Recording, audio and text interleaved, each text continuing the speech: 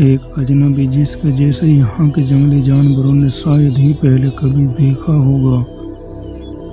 ये एक जंगल से दूसरे जंगल में ही भटक रहा है, क्योंकि साया को एक ऐसे इलाके की तलाश है जो तेंदुओं के लिए जन्नत हो।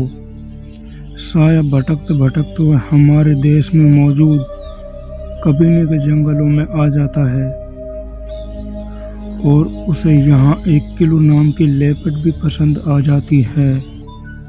लेकिन यहाँ खतरा है एक बहुत बड़े ताकतवर तेंदुओं जिसका नाम है द स्कारफेस। अब स्कारफेस के सामने ब्लैक पैंथर आवारा सांडों की तरह तो घूम नहीं सकता, तो इसीलिए इन दोनों के बीच एक युद्ध होता है। The scarfish the real black panther, इन दोनों के बीच घमासान युद्ध होता है जिसमें ब्लैक पैंथर की बहुत बुरी तरह से हार हो जाती है। लेकिन हमारा ब्लैक पैंथर भी कहाँ हार मानने वाला था, वो कबीने के जंगलों में ही रहा। अब जानना यह है कि ब्लैक पैंथर की जिंदगी में आखिर आगे होता क्या है। स्कारफिश के जख्मों को लिए साया जंगल में इधर उधर भटक रहा था और साया इस नए इलाके को बहुत करीबी से समझने और जानने की कोशिश कर रहा था। भूख के मारे साया हिरणों के झुंडों के नजदीक पहुंच गया। साया शिकार कर पाता, लेकिन उसके बाद बंदरों ने इतना शोर मचा दिया कि हिरणों को वहां से भागने पर मजबूर कर दिया और साया को यहाँ निराशा ही हाथ लगी।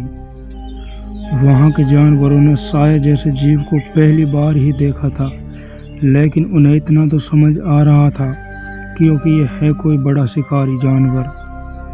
अब साया को किसी तरह से बंदरों से छिप के शिकार करना सीखना ही होगा, वरना आगे चलकर साया को बहुत दिक्कतें होंगी। कबीने के जंगलों में इस वक्त पतझड़ का मौसम चल रहा था। साया का काला रंग होने की वजह से साया सबको दूर से ही दिख जाता था। वैसे ब्लैक पैंथर भी लेपर्ड ही होते हैं, बस उनका रंग ही बाकियों से अलग होता है। कबीने के जंगलों में ही बस अकेला साया ही घूम रहा है। ब्लैक पैंथरों की कम जाति होने की एक वजह है क्योंकि आम रंग के तेंदुए झाड़ियों में छिप जाते हैं और अपने लिए भोजन प्राप्त कर लेते हैं। जैसा कि इस जंगल में साया कई सालों से रहती आ रही है और किलू इस जंगल में कई सालों से रहती आ रही है। साया ने देखा कि किलू एक बंदरों के झुंड पर झपट्टा मारने वाली है।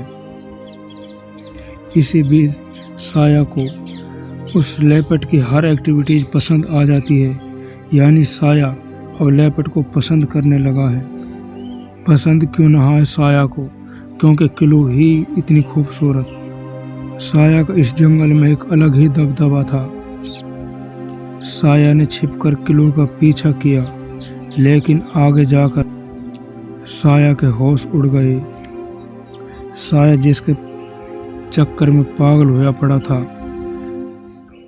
लेपर्ड स्कारफिश की पार्टनर थी। ये देखकर साया के होश उड़ गए और ऐसा लग रहा था जैसे कि लेपर्ड और स्कारफिश ये दोनों एक दूसरे को बहुत दिनों से जानते हो। स्कारफिश और लेपर्ड ऊपर पेड़ पे थे और वहीं दूसरी ओर साया दूसरे जानवरों के बीच उदास हुए घूम रहा था। और आगे उसने ये भी देखा कि लेपर्ड के तो 2 बच्चे भी हैं। अब बेचारा साया तो बिल्कुल ही टूट चुका था। स्कारफिश की पार्टनर लेपर्ड स्कारफिश की दीवानी थी, क्योंकि ये लाजमी भी था, क्योंकि स्कारफिश इस जंगल का खतरनाक शाही महाराजा था और वहीं कबीने के जंगलों में बहुत ज़्यादा गर्मी पड़ रही थी और साया को अपने काले कलर या त्वचा की वजह से उसे ज़्यादा गर्मी लग रही थी। लेकिन इस जंगल में एक ऐसी जगह भी मौजूद थी जहां साया अपनी ज़िंदगी सुख और सुकून से गुजार सकता था।